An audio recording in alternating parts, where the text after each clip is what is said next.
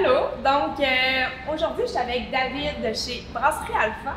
Puis, Brasserie Alpha a fait son nom rapidement dans le marché. Mais j'aimerais mettre de l'avant toutes les embûches et la persévérance que vous avez eue parce que ça n'a pas été un projet facile. Le point, c'est que l'ouverture était prévue fin mars 2020. OK. Fait que c'est facile de faire le lien qu'il y a eu un paquet d'embûches, un paquet de délais, la brasserie, les clients, les possibilités de se faire connaître aussi, les événements événementiels tombés à zéro. Le timing était particulier. Donc, c'est un projet qu'on monte depuis plusieurs années, qui était assis vraiment sur faire des bières houblonnées. Fait que genre des IPA, des New England IPA, mais toujours travailler sur nos houblons majoritairement. L'aromatique, un peu moins l'amertume, qui est moins à la mode ce temps-ci aussi. Donc, on voulait vraiment offrir des bonnes bières houblonnées en canette. On avait un système quand même assez... on avait prévu le coup, dans le fond, pour grossir, avoir de la place pour augmenter le système augmenter la production. Vous avez commencé fort avec tout l'équipement pour une distribution de masse. C'est ça, exactement. Mais cette distribution-là est souvent assise sur la reconnaissance de l'image de marque, faire rayonner le nom de la compagnie dans les événements ou tous les trucs promo, tu sais. C'était totalement comme mauvais timing avec ce qui est arrivé. Cette situation-là nous a vraiment poussé à développer des stratégies pour optimiser justement le take-out des choses, vu qu'il n'y avait pas de surplace. Donc, boutique en ligne qui a été mise en place alors que c'était pas prévu pantoute. On a acheté un petit système de brassage plus petit qu'on voulait acheter pour s'amuser un peu, mais qui n'était pas prévu dès le début. On a dû acheter dès le début, puis ça a vraiment permis en fait de développer des recettes de débiles. Fait que la réponse était vraiment excellente. On n'avait pas de canneuse encore, fait que toute la production était en cruchon d'1 litre pour le take-out à la maison via la boutique en ligne. Deux choses qu'on ne voulait pas faire dès le début, fait que ça nous a comme poussé. La réponse a tellement été bonne par le marché qu'on a vraiment sous-estimé en fait la venue ici à la brasserie. Donc c'est venu vraiment jouer dans ce qu'on pouvait produire, puis ça a diminué évidemment notre distribution à l'extérieur de la brasserie. Jebois-le-Camp est quand même un particulier qui est un privilégié. Je pense que vous avez souvent accès à des choses parce que la relation est bonne, tu sais. Puis en plus, il faut le dire, là, les microbrasseries, dans le modèle actuel de ce que le gouvernement nous permet, on n'a pas le droit de livrer, de vendre à domicile des bières, tu sais. Fait que Jebois-le-Camp vient comme complémenter un peu notre offre en ajoutant un bras et un moyen de distribution au-delà de la brasserie dans la ville de Québec. Puis aussi après ça, avec l'ouverture des bars, qu'est-ce qui est venu par après l'ouverture des restaurateurs? Vous n'avez pas de service de cuisine, donc vos permis sont différents. Effectivement. Vous avez été ingénieux, vous avez recréé un genre de festival dans votre cours. J'aimerais que tu parles un peu comment est venue l'idée, David, de justement se démarquer puis de jouer avec les règles, puis comment c'était possible de Absolument. La microbrasserie en tant que telle, ce qui est drôle en fait, c'est au premier confinement, il n'y avait pas spécifié les salons de dégustation des brasseries et des distilleries. Donc, il y en a qui ont comme surfé un peu là-dessus en possiblement restant ouverts. Alors que lors du deuxième confinement, ils ont vraiment fermé également et spécifié salons de dégustation, brasseries et distilleries fermés. Donc, nous, on a vraiment été littéralement fermés. Là, ce qu'on offrait, c'était comme le premier confinement, en fait, le service take-out avec achat via la boutique en ligne. Puis, on savait qu'allait venir assez rapidement la réouverture des restaurants. Chose qu'on n'est pas, malheureusement, en considérant les permis, comme tu l'as dit. Genre. Fait que nous, le moyen qu'on a trouvé, c'est de se rajouter une offre restauration à l'externe, vu qu'à l'interne, on n'a pas, de par les permis, le droit de le faire actuellement. Permis de la ville, disons-le.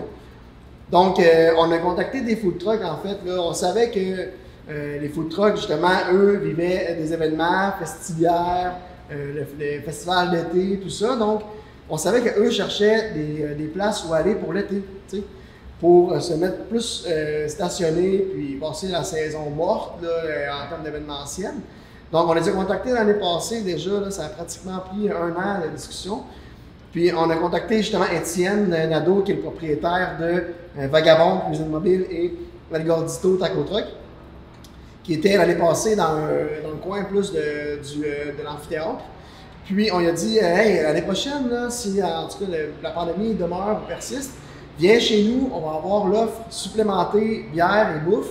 Puis, ça va nous permettre d'ouvrir en même temps que les restaurants, au lieu des bars ou des salons de déguste. Chose qui a marché à merveille, en fait. Là. Puis, on se rend compte que le modèle partenariat brasserie de production avec salon de dégustation pour la bière et food truck, exactement un peu comme le modèle événementiel du Festibière.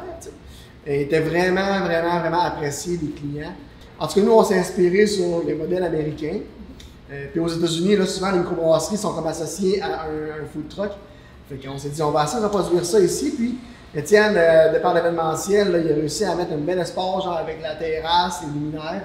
Ce que je veux aussi encourager le monde à la maison, c'est que vous soyez dans une microbrasserie, dans un bar ou chez votre ami qui a la plus belle des maisons, c'est super facile de se créer un petit festival maison, une dégustation autour de la bière, parce que la bière est bonne, puis ça c'est la base. Donc rendu là, après ça, vous faites quelques setups, que ce soit des tables hautes, et plus espace pique-nique, des coussins, tables pique-nique.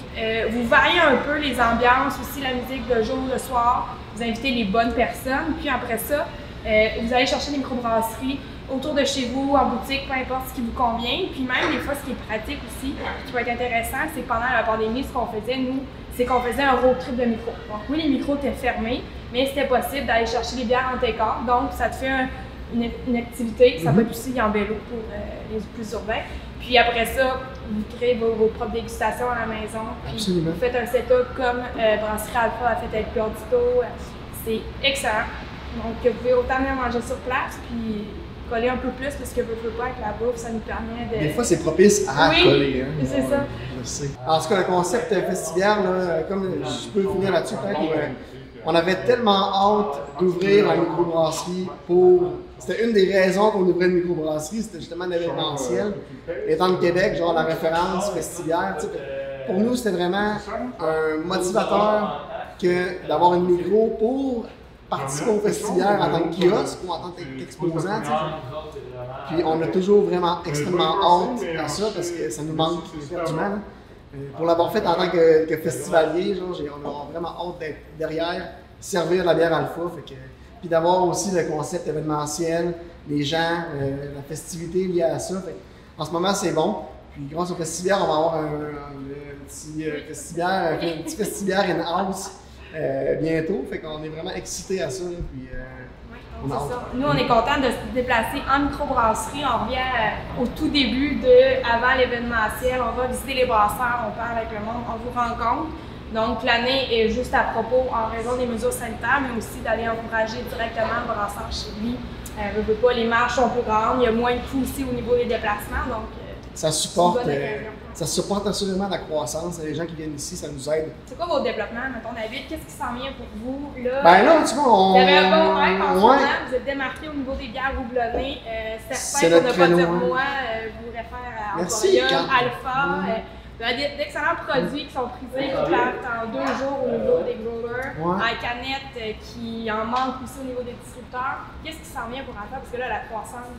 L'important, c'est d'écouter le marché, de se réajuster, de respecter le client qui sait maintenant ce qu'il veut, parce qu'il a été éduqué depuis des années par des micros. Fait que c'est de respecter dans le fond ce que le client demande, de faire ce qu'il fait, puis de le faire le mieux possible à notre façon. Hein.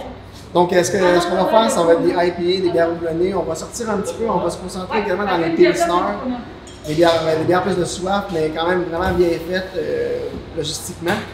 Puis, ce qu'on regarde, là, tu vois, on double la production d'ici environ la fin de l'été. On rajoute des fermenteurs, donc on va être capable de supporter un peu plus à la demande. Puis, il y a plein de surprises qui s'en viennent. Là. Parce que, comme tu l'as dit tantôt, là, la collaboration, c'est vraiment tellement important. Puis, on se rend compte qu'il y a une synergie. Tu sais. 2 entités séparées, ça génère de l'engouement ou de la... Puis, mais ensemble, là, on sort tellement plus gagnant au-delà de ce qu'on aurait pu avoir séparément. Le monde de soif. Donc, en conclusion, ce qui est important, c'est d'encourager les brasseurs. Donc, je vous rappelle, sur place, en take-out, vous pouvez arriver ou prendre la boutique en ligne, des boutiques spécialisées, comme, mettons, Je Bois Local, plutôt de commerçants proches de chez vous.